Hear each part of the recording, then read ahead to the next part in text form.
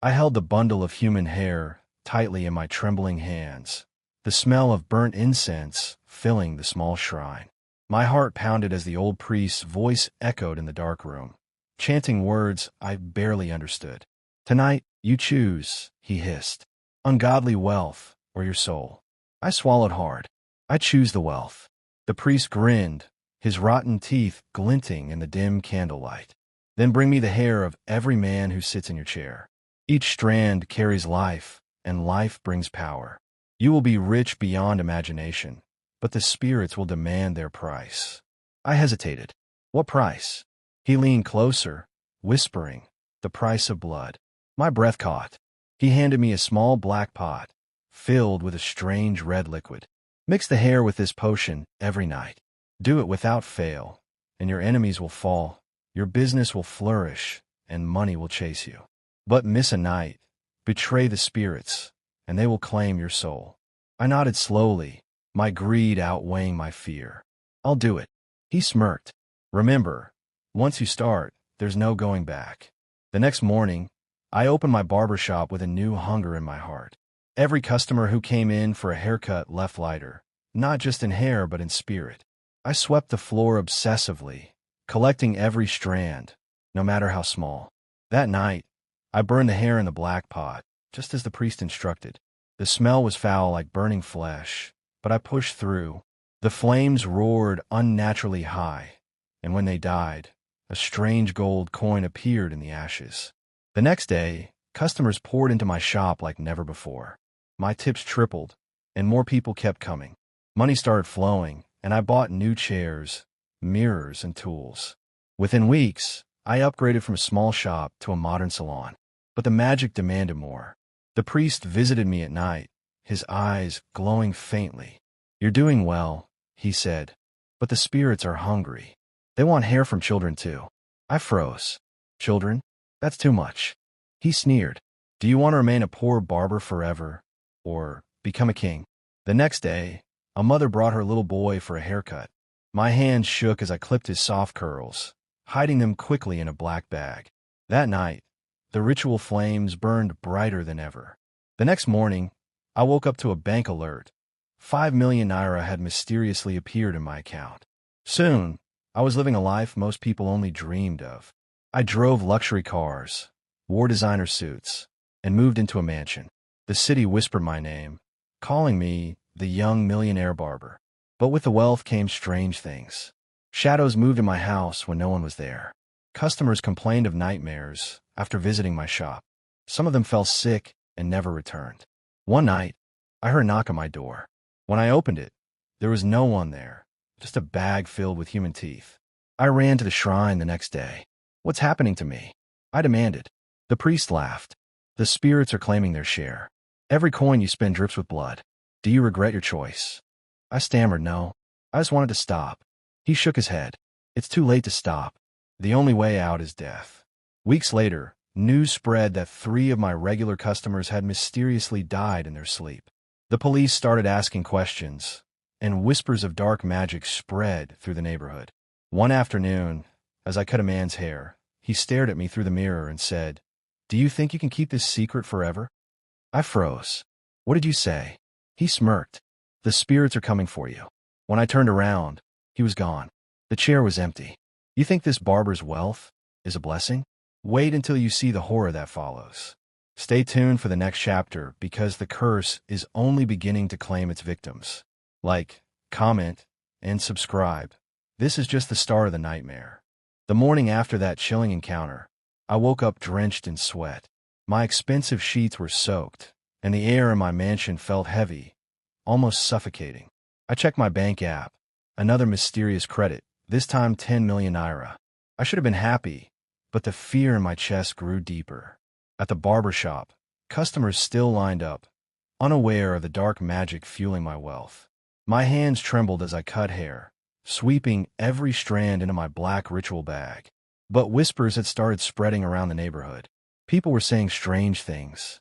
They say that barbers' customers don't live long. Every man who sits in his chair is cursed. Don't take your child there. He's doing money rituals. Despite the rumors, many still came, greed, and vanity stronger than fear. That evening, as I prepared the ritual, the flames burned violently, almost consuming me. The priest appeared suddenly in the smoke, his face twisted. "You're hesitating," he said. "The spirits feel your fear."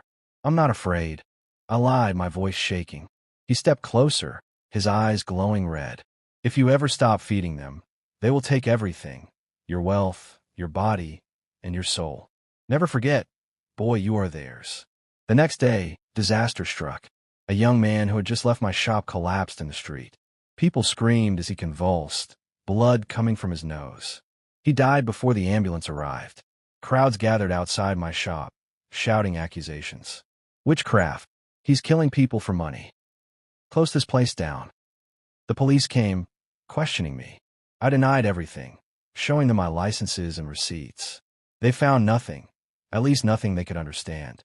They left, but the crowd's eyes followed me with hate. That night, the spirits punished me. As I slept, I felt something cold crawl across my chest. When I opened my eyes, dozens of shadowy figures surrounded my bed, whispering in an ancient language. Their hands reached for me, clawing at my skin. I screamed, but no sound came out. Then I saw Beezy, one of my first female customers who had died mysteriously, standing among them with hollow eyes. "You took my hair. You took my life," she whispered.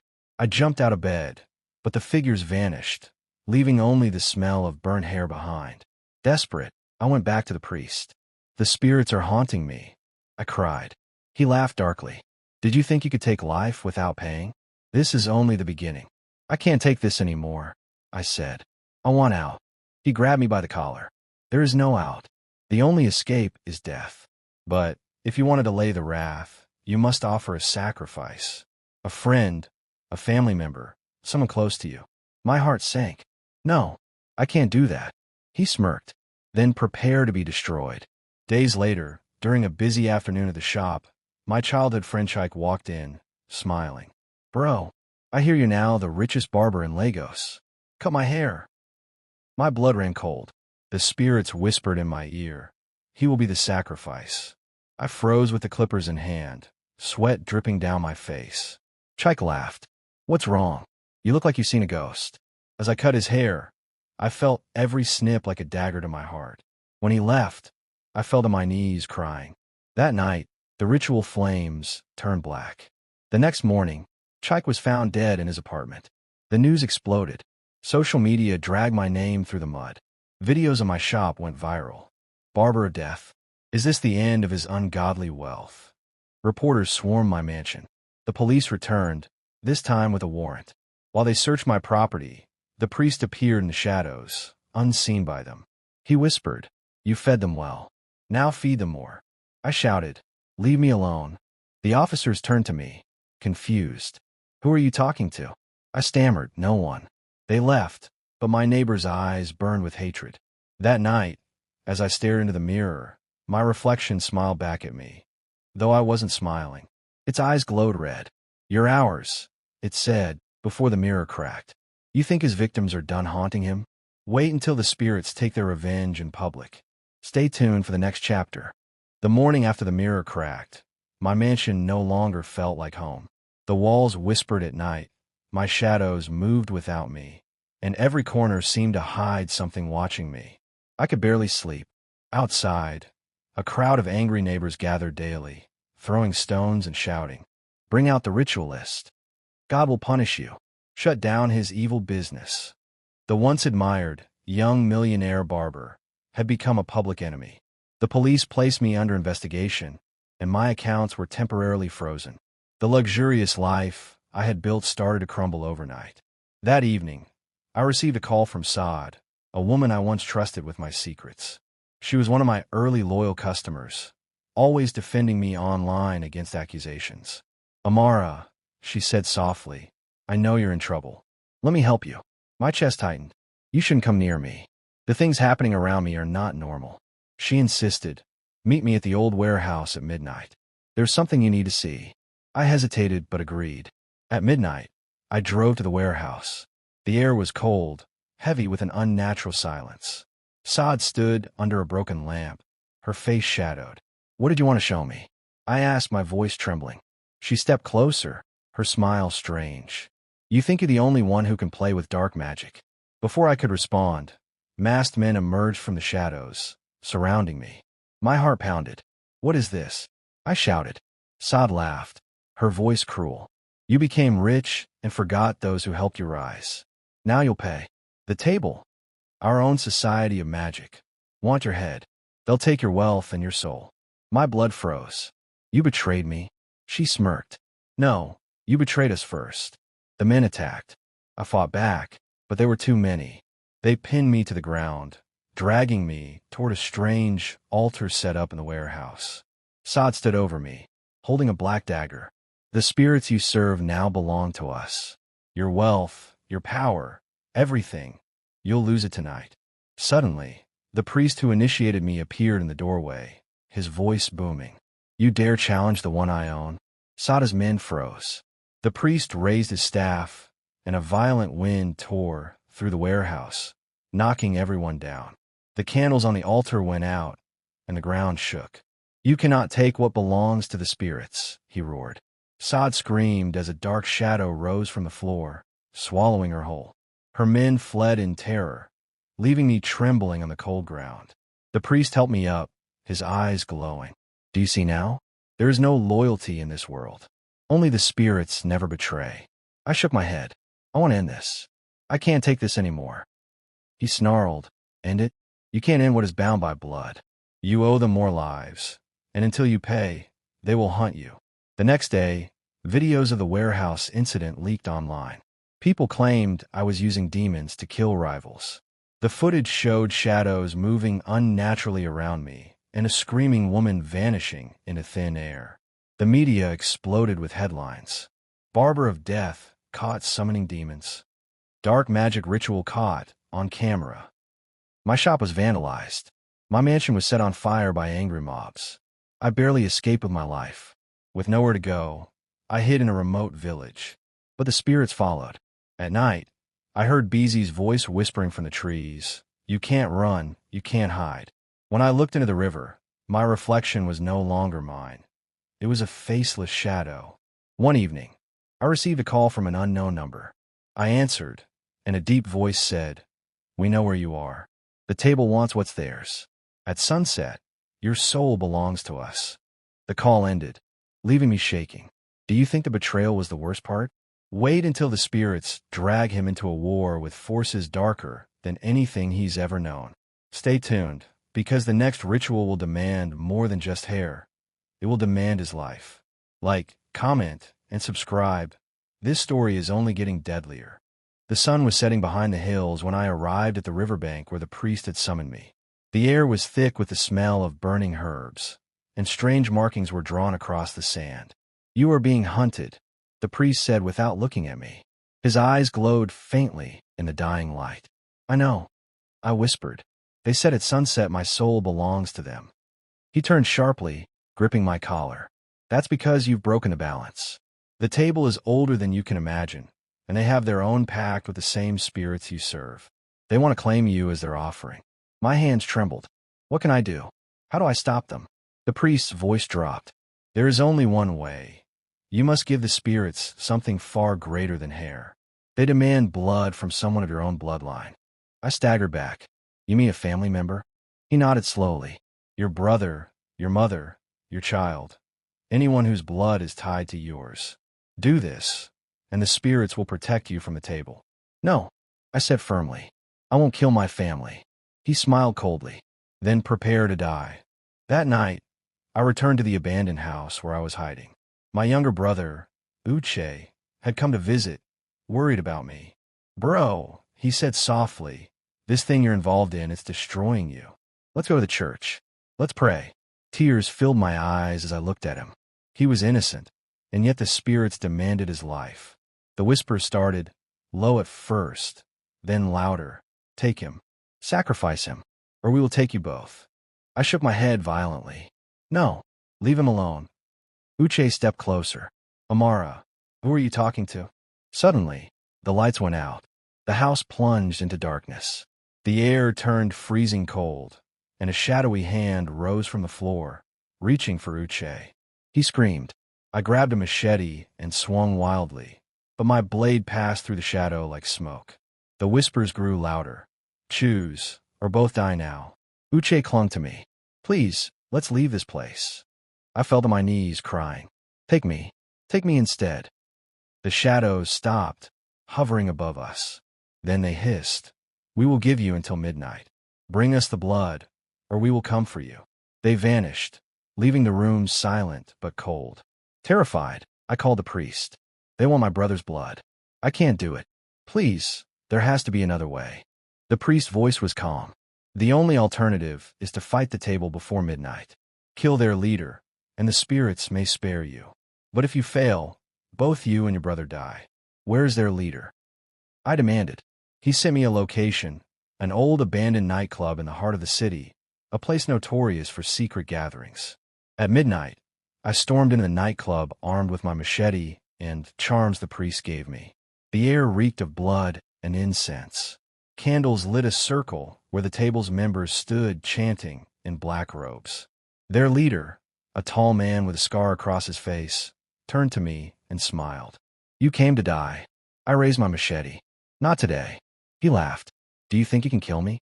I have the spirit's blessing too. You are nothing. The chanting grew louder. The walls shook. Shadows danced across the room, twisting into monstrous forms. I charged at him, but he raised his hand. An invisible force threw me to the floor. My machete flew across the room. Bow to me, he said. Serve the table, and we'll spare you. Blood trickled from my mouth as I stood slowly. I served no one but myself. I grabbed the machete, but before I could swing, he summoned a dark serpent from the floor. It lunged at me, wrapping around my neck, choking me. I gasped for air, clawing at the scales. The priest's voice echoed in my mind. Use the charm.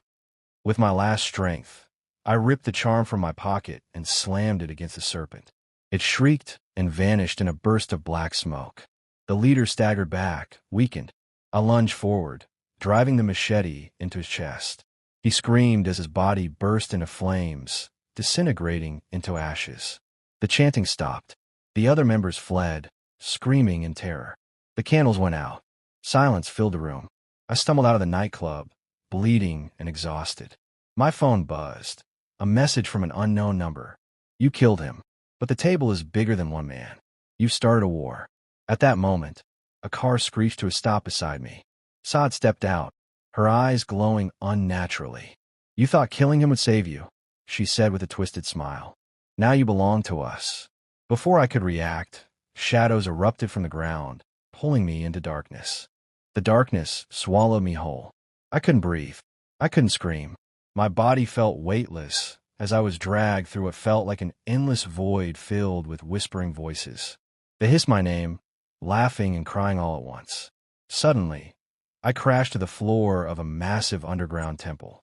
The walls pulsed with red veins, and torches burned with black flames. In the center, a giant throne carved from bones loomed, and upon it sat a figure cloaked in shadows. Saad stood beside the throne, smiling wickedly. Her voice dripped with venom. Welcome, Amara. You've been playing in a world you don't understand. I struggled to stand. What is this place? The cloaked figure spoke, its voice a mixture of many voices. This is the heart of the pact. I am the one the priest serves. I am the master of the spirits. And now you are mine. My chest tightened. I don't belong to you. The figure laughed, a sound that shook the temple. You gave me hair. You gave me blood. You killed for me. You are bound by your own choices. The shadows forced me to kneel. Saad walked closer, her eyes glowing red. You thought I was your friend, but I was always the spirit's servant. I brought you to them because they have chosen you for something greater. I spat at the ground. I will never serve you. The figure raised its hand, and agony ripped through my body like fire. I screamed as my skin burned with invisible flames. Define me again, the figure hissed, and I will burn your soul forever. I gasped, trembling. What do you want from me? You will complete the great ritual, the figure said. You will cut the hair of 100 pure souls and offer them before the next blood moon. Fail, and you will join the dead. I shook my head violently. No, I won't do this. The figure's shadowy hand wrapped around my throat, lifting me into the air. You have no choice. The priest lied to you. There is no escape from this pact. You either obey or you perish. Sod laughed. You see, Amara, you're nothing but a pawn. Now do as you're told. They threw me to the floor. Chains appeared around my wrists, burning into my skin. The figure said, "These chains will remain until your task is done. You have 7 days." In a blink, I was back on the streets, bruised and bleeding. Passers-by stared at me like I was insane, but no one helped. I limped to the priest's shrine, desperate for answers. When I confronted him, he looked terrified. "They took you to the temple." "Yes," I growled. "You knew about this. You lied to me." He bowed his head. "I serve them too. I only follow their orders." I grabbed him by the throat. "Tell me how to break the pact, or I'll kill you right here." He coughed, gasping for air. "There is a way, but it is almost impossible. You must collect the cursed hair of the one who created the pact centuries ago. Only then will you be free." "Where do I find it?" I demanded. He whispered, "The cursed hair lies in the tomb of the first ritualist, deep in the forest of silence. But be warned, no one who enters has ever returned." That night, I told Uche everything. His face turned pale. "Bro, this is madness. This is beyond anything human. Don't go to that forest." "I have no choice," I said. "If I don't, the spirits will kill everyone I love." Uche held my shoulder. "Then I'm going with you." I shook my head. "No, you've suffered enough because of me. Stay away." He refused. "You're my brother. If this is your fight, it's mine too." At dawn, we set off toward the forest of silence. The priest gave me a charm for protection. Warning: do not look back when you enter. The spirits will try to trick you. If you look back, you're theirs forever. As we entered the forest, the trees whispered, calling my name. The air was heavy with the smell of decay. Strange shadows moved between the branches, and ghostly figures watched us from a distance. Uche whispered, "This place is cursed." "I know," I said, gripping my machete tightly. Hours passed, and the deeper we went, the darker it became. The sun disappeared behind the thick canopy. Then we heard it, a child's voice crying. Uche stopped. "Someone's here. We have to help." The priest's warning echoed in my mind. "Do not look back. Do not be deceived." I grabbed Uche's arm. "No, it's a trick." But the crying grew louder, turning into screams. Uche broke free and ran toward the sound.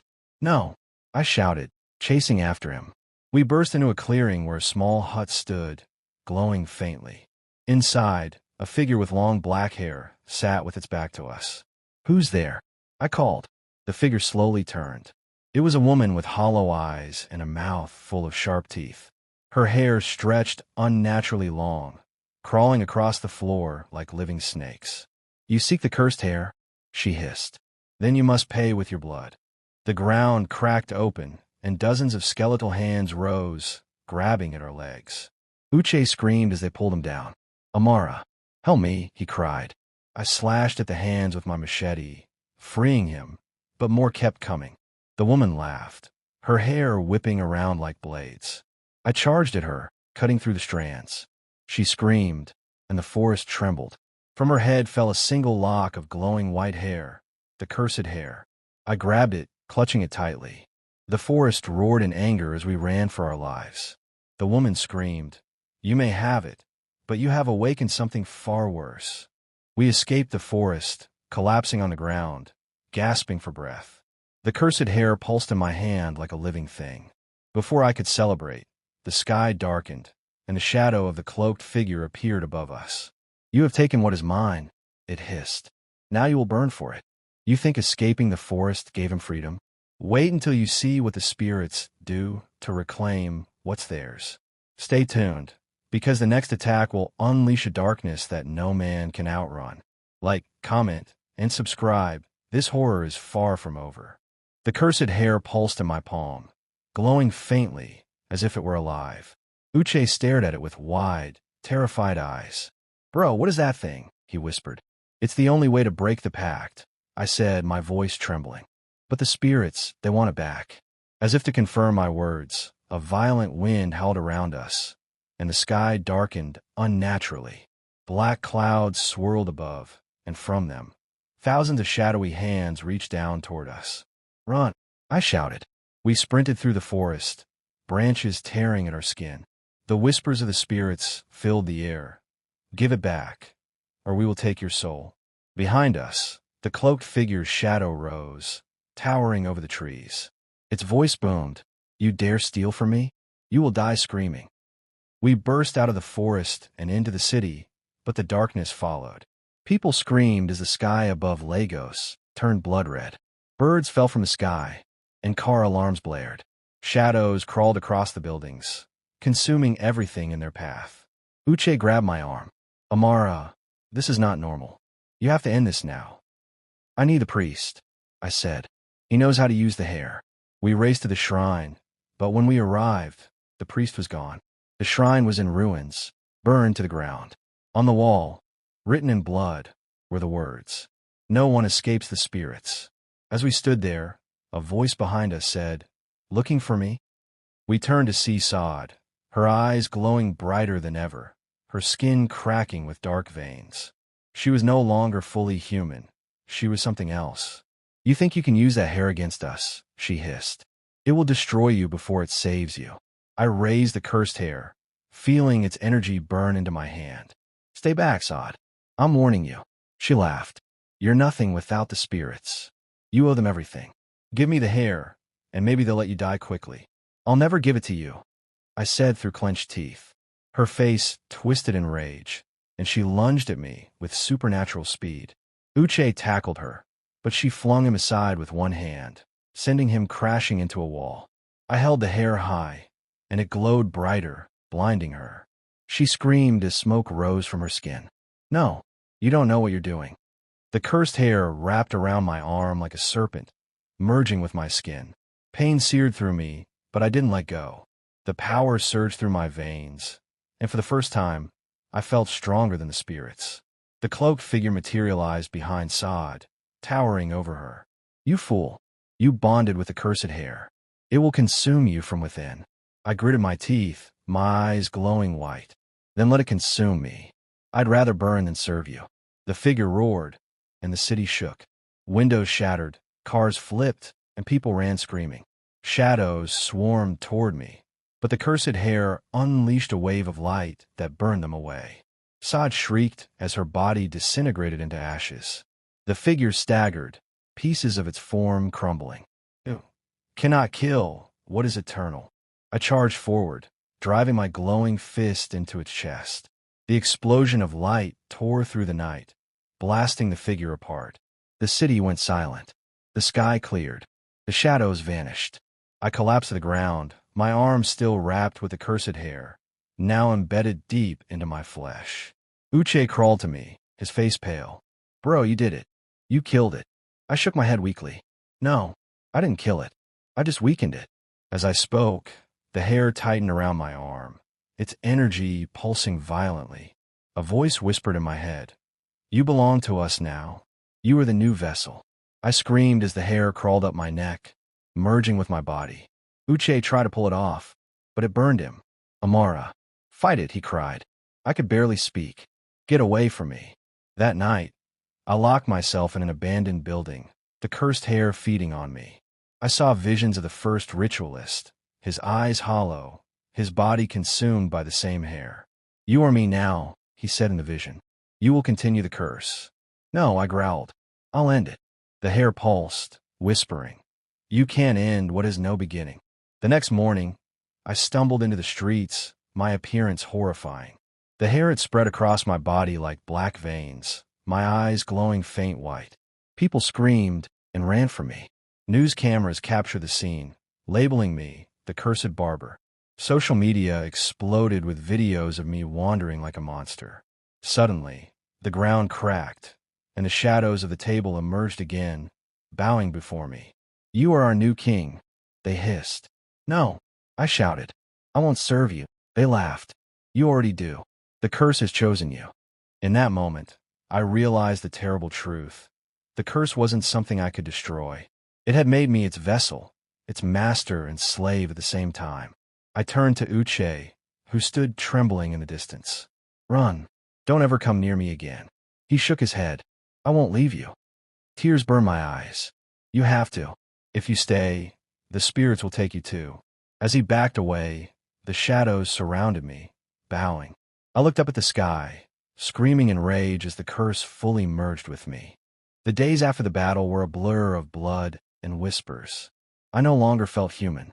The cursed hair wrapped around my body like armor, feeding on my anger and fear.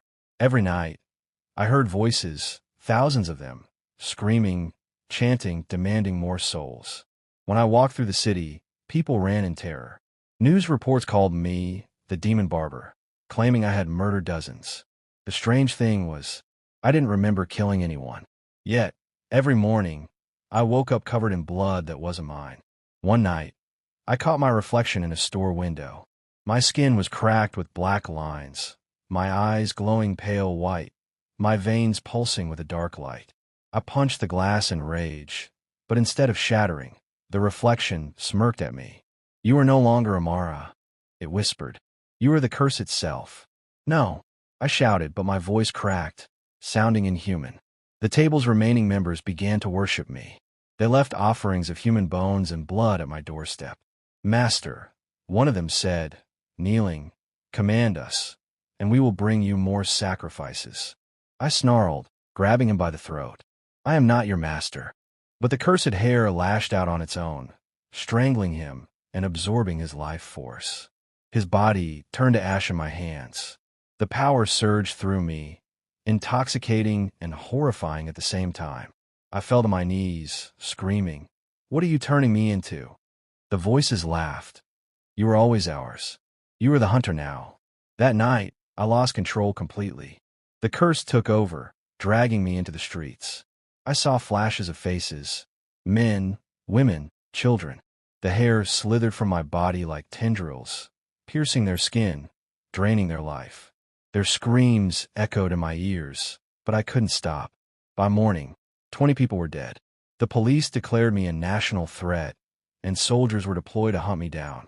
I fled to the outskirts of the city, hiding in an abandoned church. The priest who had initiated me appeared, trembling. "You've gone too far, Amara. The curse is consuming you. Soon, there will be nothing left of you. Then tell me how to end it." I roared. He hesitated, then said, "The only way to break the curse is to willingly sacrifice yourself in the same temple where the pact began. Only then will the spirits release their grip." My voice cracked. "And if I refuse, then you will become the spirit of death itself, doomed to hunt souls forever."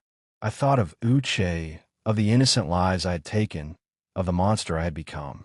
Tears burned my eyes. If sacrificing myself is the only way to save them, then I'll do it. The priest nodded. "But beware, karma will not let you die easily. You must face every soul you've destroyed." We traveled to the old temple deep in the forest. As soon as I stepped inside, the air turned icy. The walls bled, and the shadows of all my victims appeared, surrounding me. Their eyes glowed with hate. Beezy stepped forward, her hollow voice echoing. "You took my life for wealth. Now give yours to repay it." One by one, they clawed at me, tearing my skin. The cursed hair fought back, lashing out, killing their shadows, but more came. The voices screamed, "Suffer. Suffer as we did." I fell to the altar, bleeding, gasping. "Spirits, take me. End this." The cursed hair writhed violently, trying to resist. "No, you are mine," it screamed. With my last strength, I grabbed the priest's dagger and drove it into my chest. The hair shrieked, releasing a wave of energy, so powerful it shattered the temple walls. The spirits wailed as light consumed the darkness. My body burned, and I felt the curse tear itself out of me, screaming as it dissolved into ash. I collapsed on the altar, weak but finally free. The last thing I saw was the sun rising through the broken roof. When I woke, I was in a hospital. Uche sat by my bed, crying. "Bro, you're alive." I looked at my hands. The hair was gone. The voices were silent. But the nurse who walked in stared at me strangely and whispered to another, "That's him, the cursed barber." The city hated me, but I didn't care. I had my soul back. Or so I thought.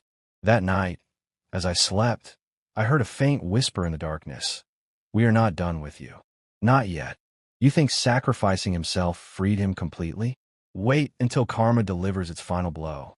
Stay tuned for the next chapter, because the curse is about to return in a form more terrifying than before. The climax is near. The hospital smelled of antiseptic, but underneath that sterile scent, I could still sense something dark lingering. I sat up slowly, my body weak but alive. Uche hugged me tightly. "You made it, bro.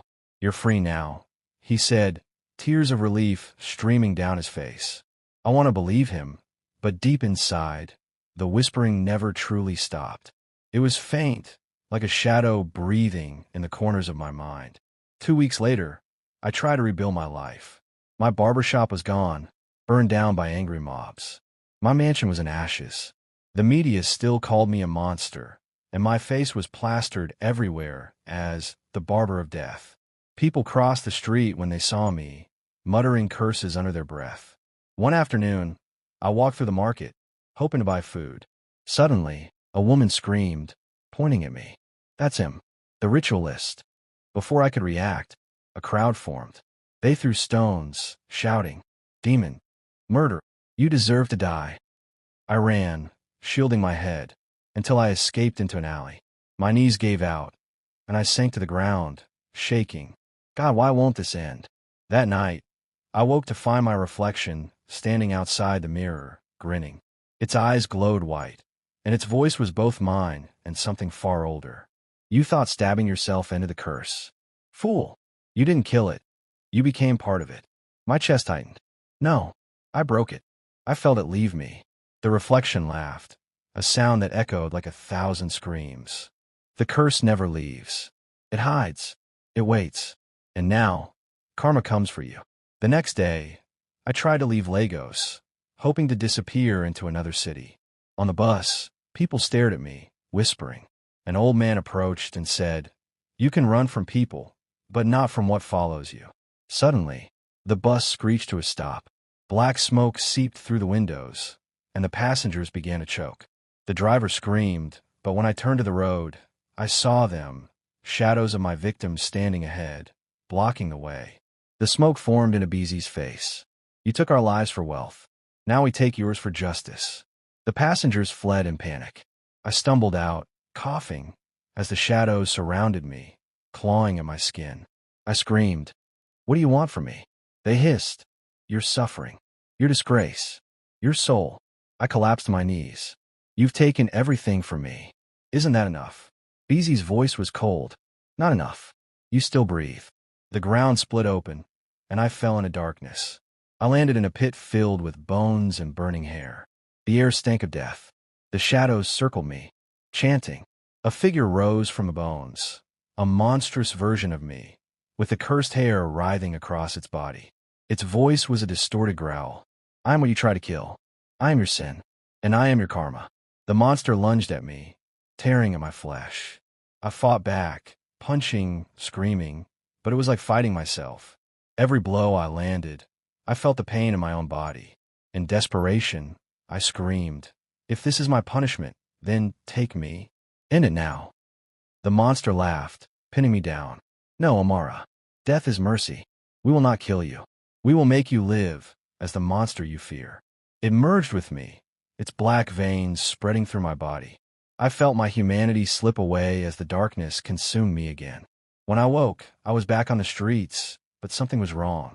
People who saw me screamed and ran, not because they knew my story, but because I no longer looked human. My skin was cracked, my eyes glowed faintly, and the cursed hair pulsed beneath my skin like worms. The news cameras caught me wandering. Headlines screamed, "The demon barber returns, now truly a monster. Karma has turned him into what he feared most." The government issued an order to capture me dead or alive. Soldiers hunted me, firing on sight, but the curse protected me. Bullets bounced off as the hair lashed out, killing them. Each death fueled the curse, making me stronger but less human. The voices cheered in my head. "Yes. Feed us. Become one with us." I hid in an abandoned tower, staring at the city I once ruled. Uche found me there, tears streaming. "Amara, please let me help you." I backed away. "Stay back. I'm not your brother anymore." He stepped closer. "You are. Somewhere in there, you're still you. Fight it." For a moment, his words pierced the darkness. But then the voices screamed louder, drowning him out. The cursed hair erupted, knocking him to the ground. I stood over him, trembling. "Go before I kill you," he whispered. "I'll save you, even if it kills me." The morning after I told Uche to leave, the city woke to chaos. My monstrous form had been caught clearly on video the night before. My glowing eyes, the black veins crawling across my skin, and the cursed hair that moved like living snakes. The footage spread like wildfire. News outlets screamed headlines. "The demon barber of Lagos, not human. City under siege as monster stalks the streets." Social media erupted with fear and anger. Some believed I was a demon sent to punish sinners. Others demanded the government hunt me down. By noon, every television channel was broadcasting a live manhunt. Soldiers patrolled the streets with armored vehicles. Helicopters circled the skies, and checkpoints were set up everywhere. My face, twisted and monstrous, was plastered on every screen. I hid in the sewers, the whispers in my head louder than ever. "They hate you. They fear you. Kill them all. Feed us." I clutched my head, screaming. "No, I won't kill anymore." The cursed hair writhed under my skin, laughing. "You have no choice." Night fell, and the hunt intensified. Spotlights swept across rooftops.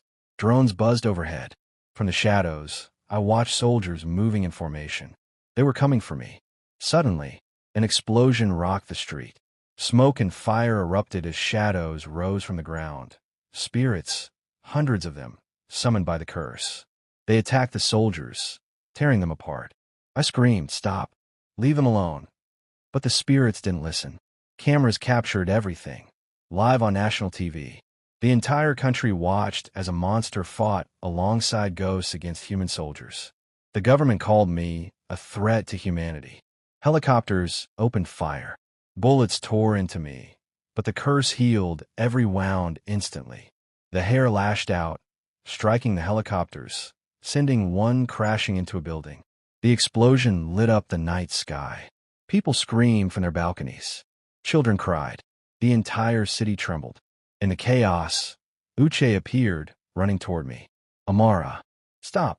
This isn't you." The soldier shouted, "Get away from him." Uche stood his ground. "He's my brother. Don't shoot." Tears burned my eyes. "Uche'd go home. I can't control it anymore." He shook his head. "You can. You have to fight it." For a brief moment, I fought back against the darkness. The voices screamed, "Kill him. He's the last sacrifice you owe us." I clutched my head, falling to my knees. "No, I won't kill him." The cursed hair lashed out uncontrollably, wrapping around Uche's throat. He gasped, struggling. "Amara, fight it," he choked. I grabbed the hair, trying to rip it away, but it burned my hands. The voices laughed hysterically. "Yes, give us his soul." With a roar, I tore the hair off him, burning my own flesh. Uche collapsed, coughing but alive. The soldiers saw an opening. They fired a net made of electrified chains, pinning me to the ground. The hair screamed, thrashing violently, but the electric shocks weakened it. The soldiers surrounded me, cameras broadcasting everything live. The commander shouted, "End this demon now." The crowd watching on screens across the nation cheered for my death. I looked at Uche, tears streaming down my cracked skin. "Tell them, I'm not a demon. I was just a man who made the wrong choice." The soldiers aimed their guns. Uche screamed, "No, don't kill him." The commander gave the order. "Fire." A hail of bullets rained down on me. The pain was unbearable, but the curse tried to heal me. The soldiers kept firing, and the electrified chains burned deeper, weakening the hair further. As the curse screamed, I heard the spirits for the first time sound afraid. "No, we cannot die. We are eternal." I gasped. "Not anymore." With my last strength, I grabbed the chains and pulled them tighter, letting the electricity surge through my body. The curse writhed violently, burning away. The city watched as my monstrous form burst into flames of black smoke. The soldiers stopped firing. When the smoke cleared, I was on my knees, human again, but bleeding heavily. Uche ran to me, holding me. "Amara, stay with me." I smiled weakly. "Tell them. I try to make it right." Cameras captured my last breath as I collapsed in my brother's arms. The crowd fell silent. The soldiers lowered their guns. The commander muttered, "It's over." But as they carried my body away, a faint whisper filled the air, unheard by anyone except Uche. The curse never dies. It only waits. You think his death ended the curse? Wait until the final chapter, where the spirits reveal their ultimate plan, and karma delivers its last, deadly strike. Stay tuned for the final chapter, because the shocking ending will haunt you long after. The nation believed the nightmare was finally over. News anchors announced my death, showing endless replays of me collapsing in Uche's arms. Social media exploded with relief, mourning, and even celebration. They buried me the next day in a sealed coffin under heavy security. But that night, the sky turned crimson. Uche sat by my grave, crying quietly. "You didn't deserve this, bro. You fought so hard." As he wept, a cold wind swept through the cemetery. The ground beneath the coffin trembled. From the earth, black smoke rose like a living thing, twisting and swirling. Uche stumbled back as the whispers filled the air. "We are not done. We never die." The cursed hair slithered out of the soil, forming a dark silhouette. My voice echoed faintly from the smoke. "Ucheron." Before he could move, the hair reached for him. But instead of attacking, it slid into a shadow, disappearing completely. The night fell silent. Uche stood frozen, looking around. The cemetery was empty, but something inside him changed. His eyes flickered faintly white for a second. He didn't notice. Weeks passed. People returned to their lives, thinking the terror was gone. Uche inherited my few remaining belongings, including the charred remnants of the barber tools. One afternoon, he opened a small barber shop in another city, determined to honor my memory. "I'll cut hair the right way," he said to himself. On his first day, customers lined up. The first man sat down, smiling. "New barber, eh? Make me look sharp." Uche smiled back, picking up the clippers. But as soon as he touched the man's hair, a strange heat surged through his hand. His veins darkened slightly, and he heard a whisper, "Yes, feed us." He froze, trembling. "No, not again." The customer frowned. "Everything okay?" Uche forced a smile. "Yes, everything's fine." But inside, he knew something had awakened. That night, Uche looked in the mirror. For a split second, his reflection smirked with glowing eyes. The same cursed laugh I once had echoed faintly. He dropped the clippers, backing away. "No, I won't let this happen." The voice whispered in his head. "You are ours now. The curse chose you." Uche screamed, smashing the mirror. But the shards reflected dozens of glowing eyes staring back at him. The next morning, news broke of mysterious deaths in the neighborhood. Customers who had visited Uche's shop the day before were found lifeless in their homes, their hair missing. Neighbors started whispering again. "Not again. It's happening here now." Another Barber of Death. Meanwhile, in the shadows of the city, the surviving members of the table gathered. Their leader spoke with a cruel smile. "The curse lives on. It just changed hosts." From the darkness, Beezy's ghostly voice laughed. "Karma never dies. It only moves to the next soul." Uche stood in the middle of his shop, trembling as the cursed hair began crawling under his skin. Tears streamed down his face as he screamed, "I'm not like my brother." The lights flickered. The whispers grew louder. The mirror cracked. And from the reflection, my face appeared, smiling. "You will be worse." Outside, the city lights flickered. A storm rolled in. The nightmare had begun again. The curse didn't end with Amara. It was reborn in Uche. Karma doesn't forgive. It waits. It hunts. And it never dies. Thank you for watching this dark saga of African magic, betrayal, and karma.